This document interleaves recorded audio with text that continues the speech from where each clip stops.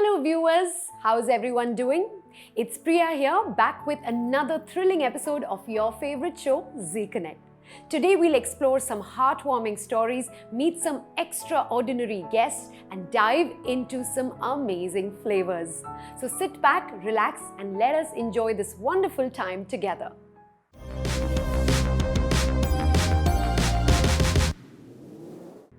We are here to celebrate the lives, achievements and journeys of inspiring women from all walks of life. Each week, we'll delve into the personal narratives of some incredible women who have overcome obstacles, shattered glass ceilings and made indelible marks in their respective fields. Join us as we meet one such remarkable individual today and share her story that will definitely encourage others to dream big and make a difference.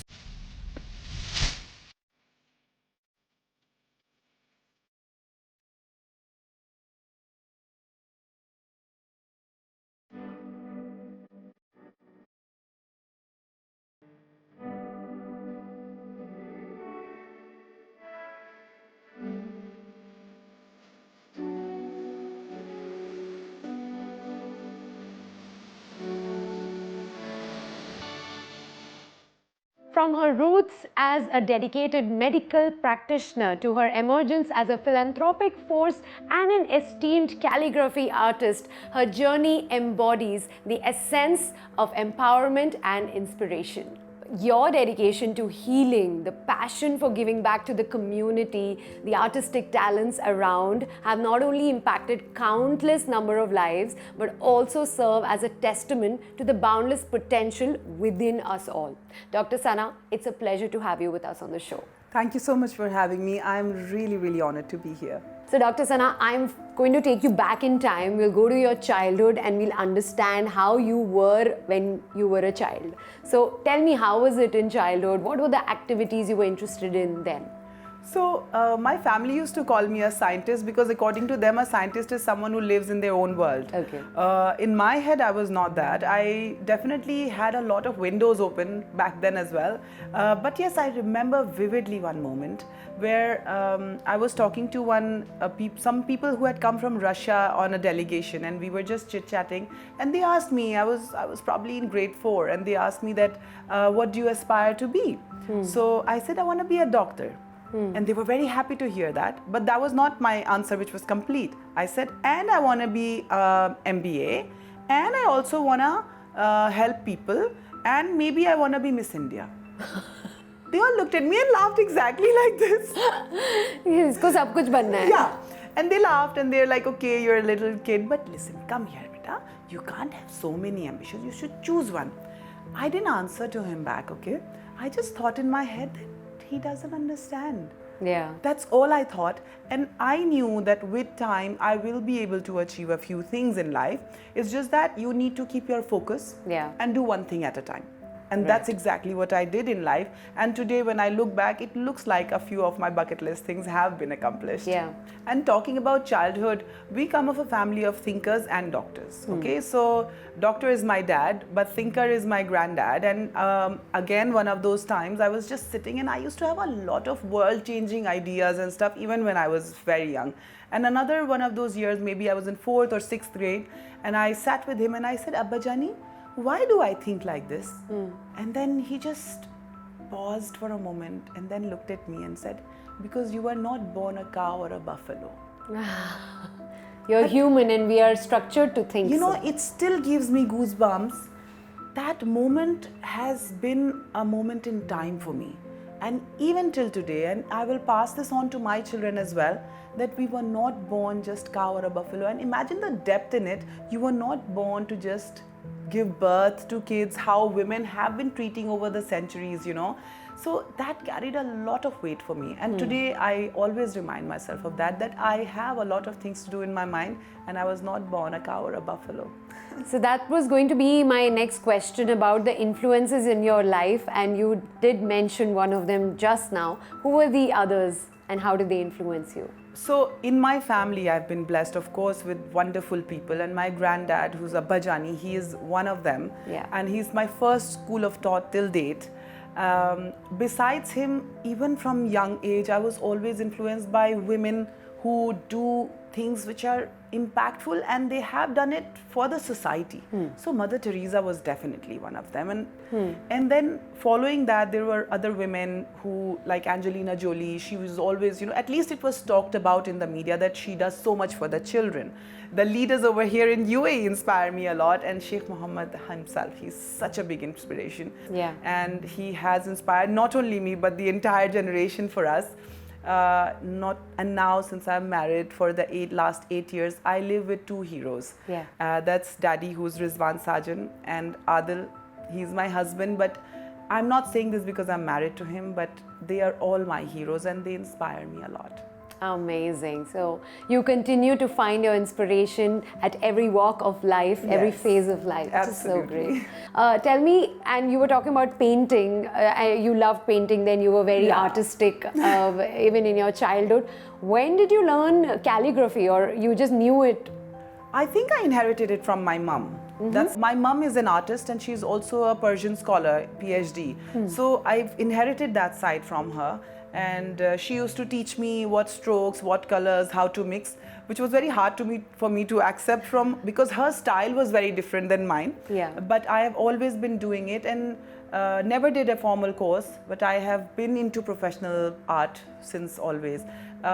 Urdu came very easy because Arabic and Urdu we read in our Islamic scriptures, and I'm an Urdu speaker. So the writing was very easy, and art just came inborn. Yeah. It was just an in thing. You are definitely gifted since you were born, and then you picked up a few more skills, and then they just transformed into something so beautiful. But coming to the thought, how I always wanted to make whatever I had in me to make it a bigger explosion, to make it an impact. And that's when I established something called Art Lovers International Festival. I did it with my sister, organized, collected the best of the people in Dubai who have been into, the who's and who's list. And we raised close to $100,000 just with my paintings. And that money was given for the awareness and treatment of thalassemia patients in the Thalassemia Center in UAE, along with the Sheikh Sultan bin Khalifa Al Nahyan's foundation. Tell me something. When I see your style, your dressing is just always so on point. Very, very simple, but so classy and so elegant. Thank you. Are you making me blush? No, do you really style yourself? And what is your style like usually? Styling, well, officially a professional styler, I take only for special occasions. Okay. But otherwise, whatever comes in, I prefer to be more classy and timeless, because that's something that goes on forever and you can't go wrong with it. Yeah. Otherwise, when you want to play with fashion, you sometimes burn your fingers, sometimes you go right. So it works. Wonderful. I'm not closing yet on that note because I have a little rapid fire for you. So, what are the things you are most grateful for? Oh, everything.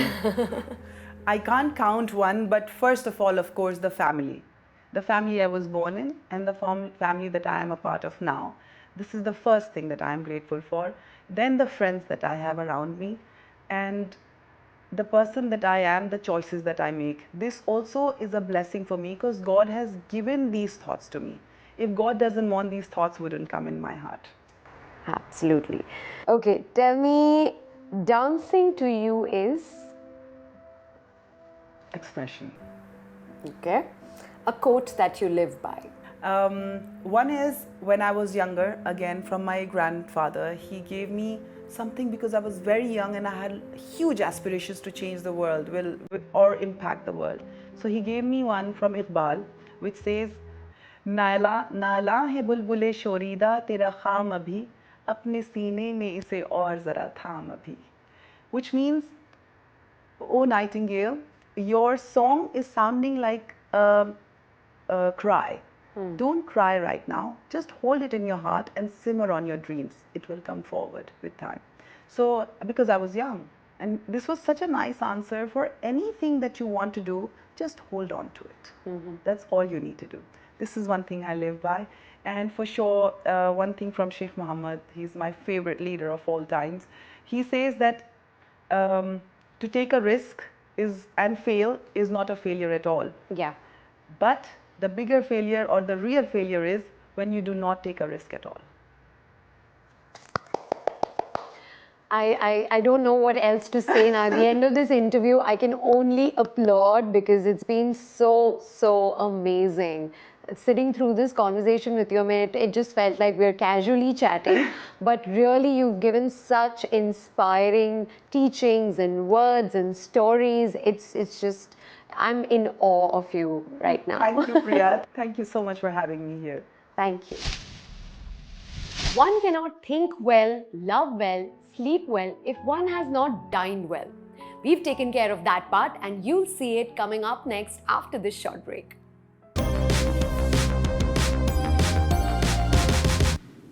Welcome back. It's time for one of my favorite parts on the show. Yes, you guessed it right.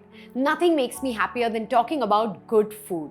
Whether you're a seasoned chef or just starting out in the kitchen, we've got something for everyone.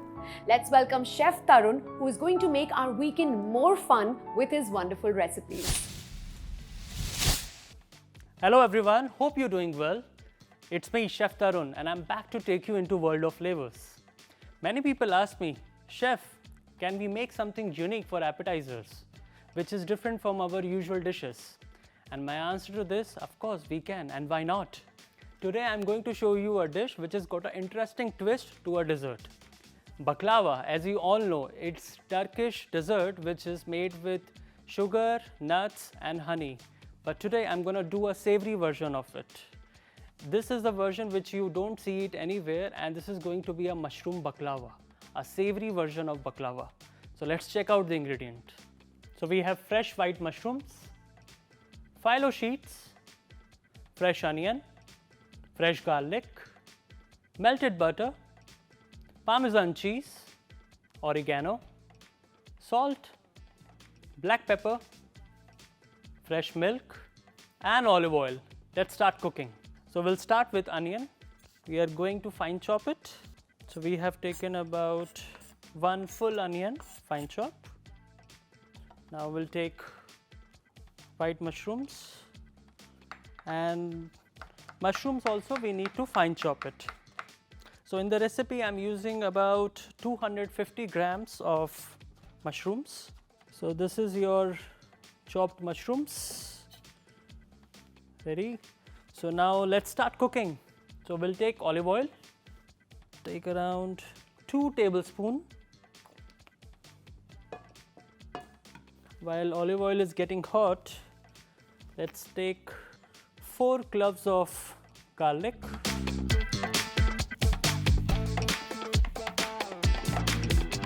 So now oil is hot. Let's take our crushed garlic into the pan. Chopped onions. And the aroma is so good. It has got nice little brownish color, and this is the perfect time where we throw in some mushrooms. So roughly chopped white mushrooms.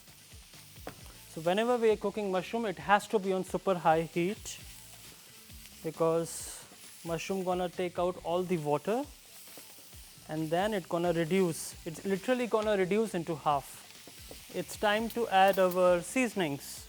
Oregano, 1 teaspoon, salt, 1 teaspoon again, black pepper, half a teaspoon.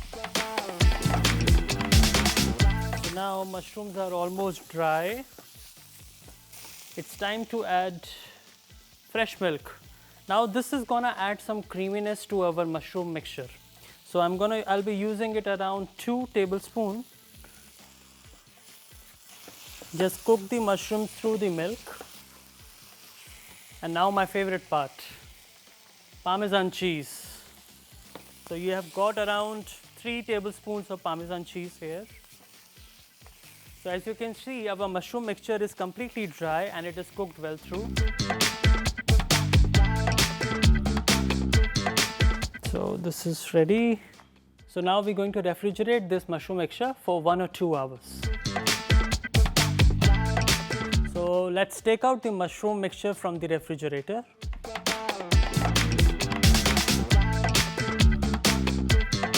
So this is completely chilled, and now we're gonna roll the baklava.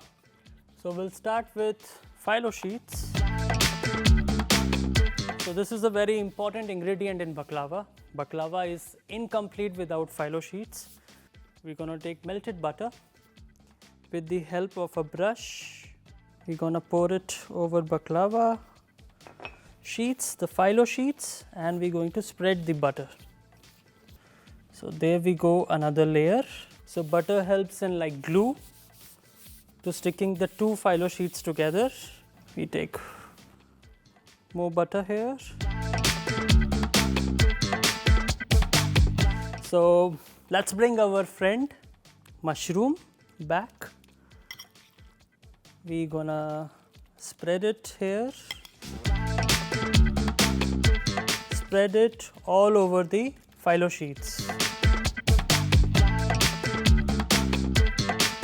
I think we are done. So let's bring our final layer and stick it completely. Try and seal the edges. You take all the phyllo sheets and you start rolling as tight as possible. This is your mushroom roll. So mushroom roll is ready. Now we need to keep it into freezer for minimum of 1 to 2 hours, and then we are going to bake it. So our mushroom baklava roll is almost frozen. It's time to take it out. Also, I have preheated the tray because we are going to bake our mushroom.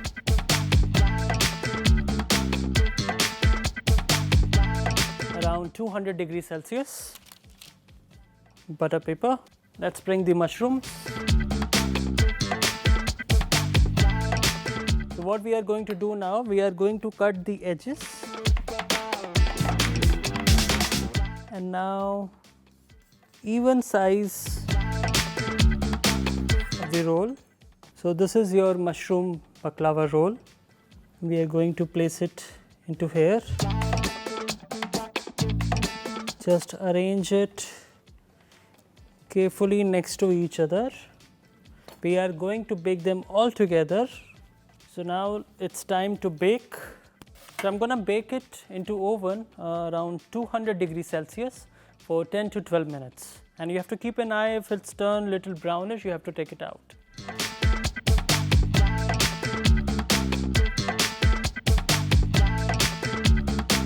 So it's 12 minutes on the clock, and it's time to take out our mushroom baklava rolls from the oven.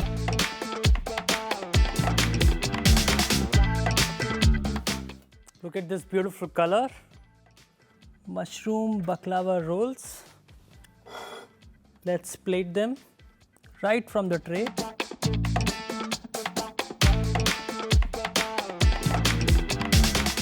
Let's add my favorite cheese.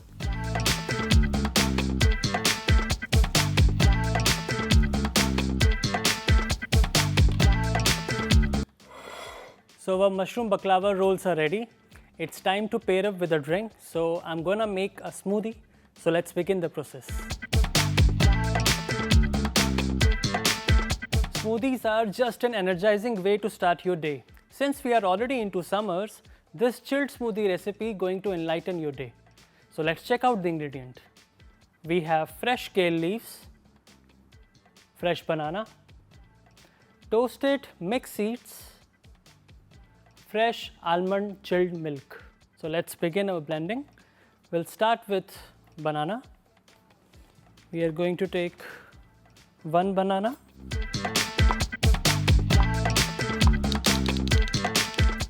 So let's add this into blender. Fresh kale leaves, taking about 5. I'm gonna remove the stems.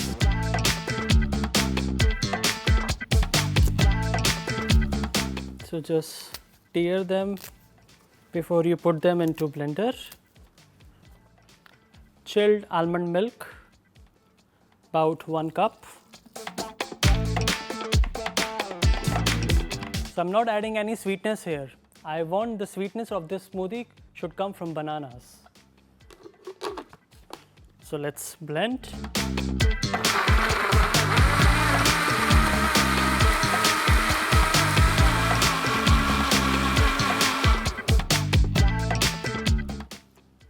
So the smoothie is well blended. Let's bring the glass and look at this beautiful green color. We got it from kale leaves. So let's pour it into glass.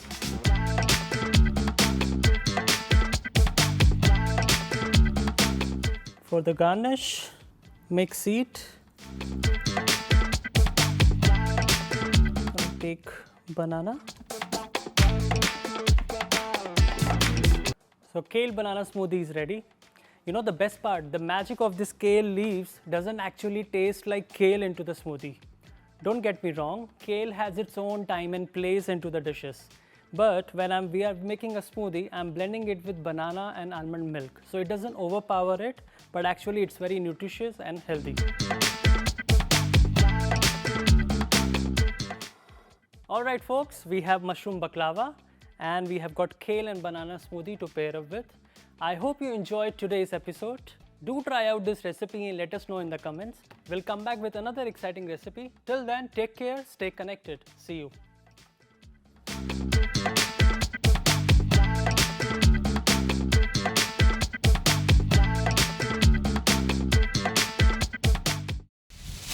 Time for a short break. See you on the other side with lots more.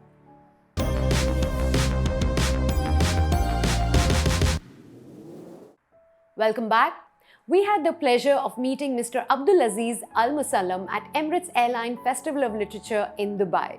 He's a renowned poet, writer and researcher celebrated for his contributions to UAE arts and culture. As Director General of the Sharjah Institute for Heritage and a board member of the Sharjah Book Authority, he plays a key role in preserving the cultural heritage. Let's meet him to get to know more about his work. Abdulaziz, welcome to Zee Connect. Thank you for joining us today. Thank you very much. So I'm going to start by asking you what inspired your interest in writing as a career? In fact, I was attached to my mother, and she's a storyteller. And so I memorize most of the fairy tales which I hear from my mother. And when I finished the university and this, I start rewriting the fairy tales. And so I think I wrote, maybe I'm the #1 who wrote fairy tales in UAE. And so I wrote several books about fairy tales, and then I focused on the mythical creatures. And I wrote an encyclopedia about the mythical creatures, and it's translated to 7 languages. One of them is Italian language, of course. Yeah. And that's maybe so who inspire me, those fairy tales which I hear them in my childhood. So as an Arabic writer, how do you view the role of literature in society, particularly when it comes to promoting cultural understanding and preserving heritage? The Arabs, they are attached to their heritage, but the shown heritage, I mean the tradition, maybe the coffee, the way of sitting, but not the literature. And that's maybe the bad thing in this attaching. But now I think the new generation, they are looking for their past. They are looking for their roots.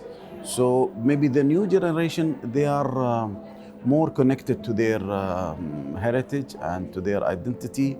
And so the good thing, I think it's coming in the future generation. But the others, they are just attached to the tradition. Yeah. So you have worked as a presenter and producer for television shows like Zaid's Diwan, The Echo of Letters, Heritage Alphabets, and many more. How was that experience? It's fantastic. You know, to be on the TV, I mean, it's mean you are known more than a writer. and like maybe now also who's on the social media, he's more also known to the people. But the TV is preserving the culture in different way. You know, it's a television, so you hear, I mean, you see, and there is a lot of effect of TV on the audience. I think the TV gave me a good opportunity to enter many houses, and even after that, when I start another research, so it was easy for me to go as a TV presenter and meet people and interview them. So you've received the Zayed Award for Arts and Culture and also the UNESCO Abu Dhabi Award for Cultural Heritage in 2022. So many milestones already, but do you feel as a writer there are more milestones that you want to achieve? Yeah, of course. I mean, I'm not a prize hunter. I mean, I don't like to be that man. But I think if others appreciate what you do, it's encourage you to write more, to give more, and my goal is to complete my project especially in the mythical creatures, and I mean, to establish my own center. I'm working on it. I hope next year it will be open. But if I open that center for my projects, I think that will be my main goal and main target. Yeah. And finally, what is your advice for young writers out there who want to follow in your footsteps, become like you? Uh, he should be gifted, and then he should read a lot, and he should have an experience. You know, always they are telling they should be I mean, a gift and a library and an experience. In those three columns you can build your castle. It's been a pleasure talking to you, Abdulaziz. We wish you all the very best for your future projects. Thank you for sharing your journey with us. Thank you very much. That concludes today's episode, but before I go, I'd love for us to stay connected throughout the week. How can we do that? Just follow us on our socials and stay entertained and informed. Have a productive week ahead, and I can't wait to see you next Sunday, same place, same time. Take care. Bye-bye.